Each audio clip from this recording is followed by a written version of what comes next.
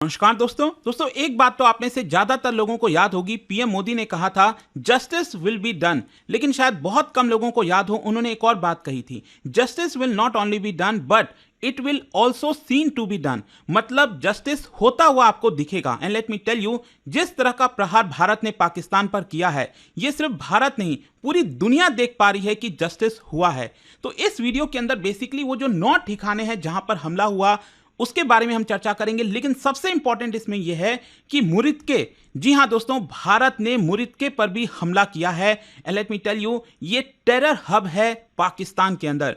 एक प्रकार से आप सब जानते हैं हाफिज सईद जो कि लश्कर तैयबा का चीफ है, उसने पूरा अपना जो एम्पायर है वो यहीं पर बिल्ड किया था। तो ये इतना मायने क्यों रखता है, इसको खत्म करके भारत ने क्या हासिल किया, वो सब कुछ मैं आपको यहां पर डिटेल से बताऊंगा।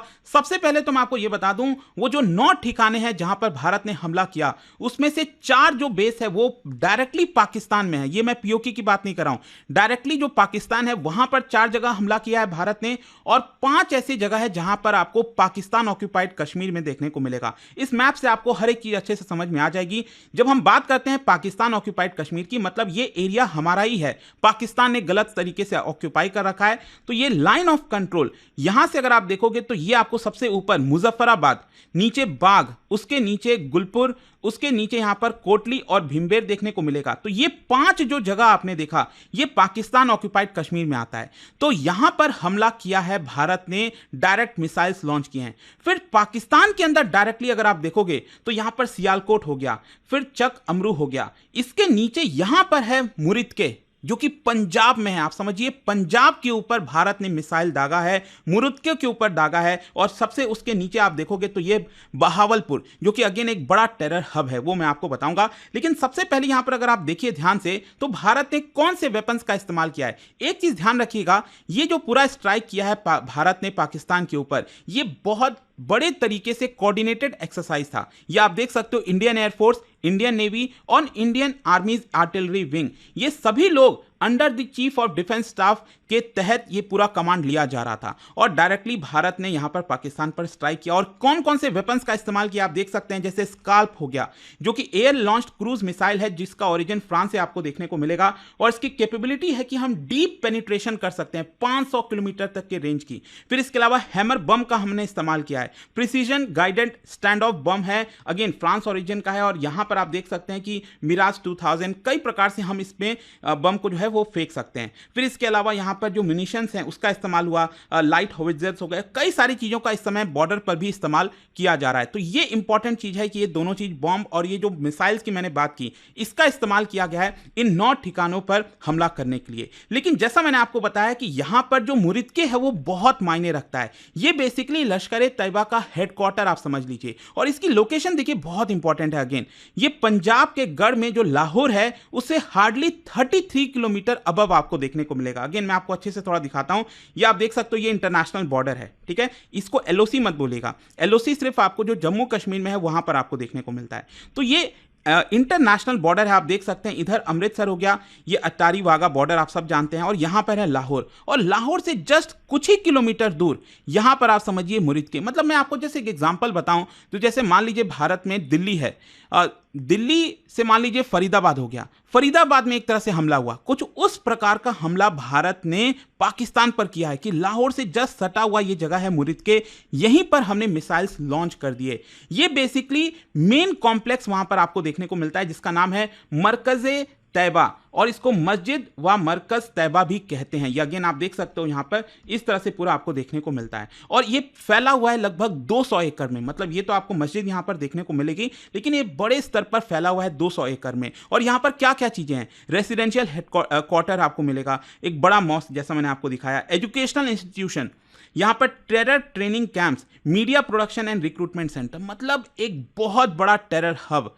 आप समझिए यहां पर रिक्रूटमेंट चलती है, यहां पर ट्रेनिंग दी जाती है, यहां पर एजुकेशनल इंस्टीट्यूशंस के नाम पर जो यंग बच्चे हैं उनका माइंड ब्रेन वॉश किया जाता है, वहां पर उनको ट्रेनिंग मिलती है। तो काफी कुछ यहां पर आपको देखने को मिलता है। अच्छा, ये जो जगह है मुरित्के, मैंने आपको बताया यहां पर जो मस्जिद है, ये जो पूरा फैला हुआ है कॉम्प्लेक्स, ये टेररिज्म में इसका क्या इंपॉर्टेंट रोल रहा है, इसको आप पहले ध्यान से समझिए। ये सिर्फ एक फिजिकल बेस नहीं है, बट ये एक आइडियोलॉजिकल लॉजिस्टिकल हब है लश्कर तैयबा का, जिसका चीफ हाफिज सईद है। It is one of the most notorious terror groups targeting India, जैसा कि हम सब जानते हैं लश्कर तैयबा की जब बात होती है। अब सबसे इंपॉर्टेंट ये है कि 2008 का जो मुंबई अटैक हुआ था, उसमें जो अजमल कसाब है, आपको पता ही था कि भारत के कस्टडी में था काफी लंबे समय तक अजमल कसाब, और यहां पर उसने खुद कबूला था, बताया था कि उसकी जो ट्रेनिंग है वो यहीं पर हुई थी मुरिदके में। तो कहीं ना कहीं आप ये भी कह सकते हैं कि इस अटैक से हमने 2008 का भी जो बदला है वो भारत ने लेने की कोशिश की है।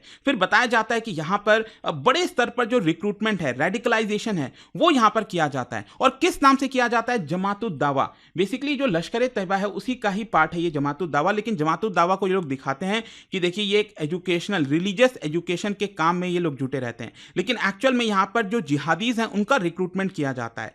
फिर इंपॉर्टेंट यह है कि जो पूरा का पूरा कॉम्प्लेक्स है ना, इसको प्रोटेक्शन मिलता है आईएसआई से, पाकिस्तान की आर्मी से। अदरवाइज ये इतना सुरक्षित ऐसे नहीं रहता। जिस प्रकार से ये प्रोटेक्शन दिया जाता है, पाकिस्तान की आईएसआई आर्मी लगी रहती है कि यहां पर कुछ नहीं होना चाहिए। तो ये एक इंपॉर्टेंट चीज है। अच्छा, यहां पर आपको एक चीज ध्यान में रखना है कि ये जो पहलगाम टेरर अटैक हुआ था, इसमें हमारी जो एजेंसीज ने फाइंड आउट किया है, एनआईए, रॉ ने, सबने मिलकर ये जो फाइंड आउट किया है कि जो टेररिस्ट आए थे भारत के अंदर, इन्होंने यहां पर अटैक किया पहलगाम में, उनके जो हैंडलर्स थे ये आपको मुरिदके में देखने को मिलेंगे। तो मुरिदके में ही यहां पर कहीं ना कहीं जो डिजिटल ट्रेसेस है वो देखने को मिला है। तो अगेन आप समझ पा रहे होंगे कि पहलगाम में भी जहां पर जो हमला हुआ, उसकी जो ट्रेनिंग है, ये जो हैंडलर्स थे किस तरह से गाइडेंस दे रहे थे, तो ये सब कुछ अगेन मुरिदके से आपको देखने को मिलता है। अच्छा, इसके पीछे हमारा ऑब्जेक्टिव क्या था? भारत ने मुरिदके पर जो हमला किया, इसमें हमारा मेन ऑब्जेक्टिव देखिए, सबसे पहला है जो इंफ्रास्ट्रक्चर की प्लानिंग की जाती थी, जो प्लानिंग इंफ्रास्ट्रक्चर था ना, उसको हम डिसरप्ट करना चाहते थे। मतलब जिस तरह से टेरर ऑपरेशंस का ब्रेन आप कह सकते हो ना, वो ये मुरिदके था, तो उसको हम पूरी तरह से खत्म करना चाहते थे। ये एक ऑब्जेक्टिव था। दूसरा, हम यहां पर मैसेज भेजना चाहते थे आईएसआई को और पाकिस्तान एस्टैब्लिशमेंट को। कहना चाहते थे कि देखिए, आप ये सोच रहे थे कि पाकिस्तान के पंजाब में तो भारत हमला नहीं करेगा, ये तो शायद पाकिस्तान ने कभी सोचा भी नहीं था, लाहौर के जस्ट ऊपर यहां पर हमला कर देंगे। लेकिन भारत ने ये साफ साफ मैसेज भेजा है कि आप घबराइए मत, कि यहां पर जो भी आप करोगे, भारत में जिस तरह का नुकसान करोगे, उसका 10 गुना नुकसान आपको झेलना पड़ेगा। तो कहीं ना कहीं यहां पर एक बहुत बड़ा मैसेज सेंड करने की कोशिश की जा रही है कि ये शुरुआत है,